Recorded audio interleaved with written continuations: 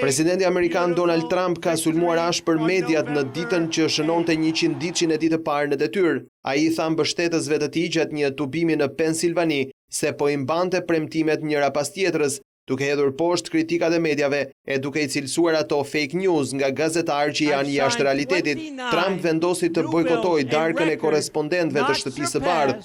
Presidenti i parë që e bën diçka të tillë që kur Reagan mungoi në vitin 1981, pasi ishte i plagosur pas një atentati që u bë. Më herët në shumë qytete amerikane u mbajtën protesta kundër nismave të tij për të ndryshuar politikat për klimën. Mbështetja në sondazhe për Trump ka zbritur në 40%, shifra më e ulët e një presidenti në detyrë në 100 ditëshin e tij të parë. Ai sulmoi edhe darkën e korrespondentëve duke thënë se një grup i madh aktorësh të Hollywoodit dhe media të Washingtonit po ngushëllonin veten në një darkë shumë të mërzitshme, por nga darka gazetarët i u përgjigjen kritikave të Trump, madje disa prej tyre duke bërë edhe ironi me të.